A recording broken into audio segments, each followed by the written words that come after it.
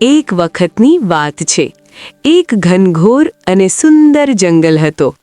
એ જંગલમાં બધા પ્રાણીઓ સુખથી રહેતા. આ જંગલનો રાજા હતો એક ઘમંડી સિંહ.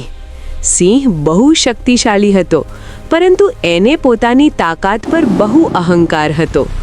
એ જ જંગલમાં એક નાનો, શાંત અને સમજદાર કાચબો પણ રહેતો હતો.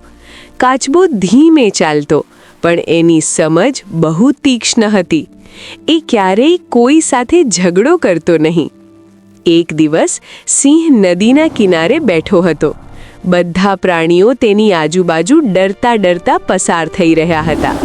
ત્યારે સિંહ બોલ્યો, "આ જંગલમાં મારી જેમ તાકાતવાળું કોઈ નથી. હું જે કહું તે જ થાય." એ સમયે કાચબો ધીમે ધીમે ત્યાં આવ્યો. એણે શાંતિથી કહ્યું, "મહારાજ, તાકાત સાથે સમજદારી પણ જરૂરી છે." સિંહને આ વાત ગમી નહીં.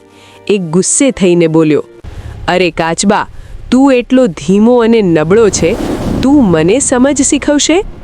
કાચબાએ વિનમ્રતાથી કહ્યું, "ધીમું હોવું નબળાઈ નથી મહારાજ. ધીરજ અને બુદ્ધિથી મોટા કામ થઈ જાય છે." સિંહ હસ્યો અને બોલ્યો, "ચાલ, તો હું તને એક પડકાર આપું. જો તું મને કોઈ રીતે હરા શકે તો હું માનું કે તું બુદ્ધિશાળી છે." કાચબાએ થોડું વિચાર્યું અને કહ્યું, "મહારાજ, આવતીકાલે નદી પાર કરવાની સ્પર્ધા કરીએ." સિંહ હસતા હસતા માની ગયો. એને ખાતરી હતી કે કાચબો તો ક્યારેય જીતી નહીં શકે. બીજા દિવસે બધા પ્રાણીઓ નદી કિનારે ભેગા થયા. સ્પર્ધા શરૂ થઈ. સિંહ તરત જ નદીના કૂદી પડ્યો અને ઝડપથી તરવા લાગ્યો. પરંતુ થોડી દૂર જઈને એ થાકી ગયો. એને લાગ્યું, કાચબો તો ઘણો પાછળ હશે. થોડું આરામ કરી લઉં. એ કિનારે આવીને સૂઈ ગયો. કાચબો ધીમે ધીમે આગળ વધતો રહ્યો. એ તરવામાં હોશિયાર હતો અને અટક્યો નહીં. થોડા સમય પછી એ નદી પાર કરી ગયો. જ્યારે સિંહ જાગ્યો ત્યારે કાચબો સામેના કિનારે પહોંચી ગયો હતો.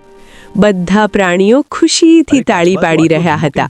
સિંહને પોતાની ભૂલ સમજાઈ.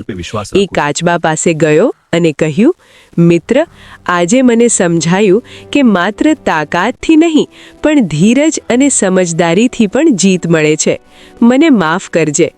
કાચબાએ હસીને કહ્યું, "મહારાજ, જે શીખે છે એ જ સાચો મહાન." એ દિવસથી સિંહ ઘમંડી રહ્યો નહીં અને બધા પ્રાણીઓ સાથે પ્રેમથી રહેવા લાગ્યો.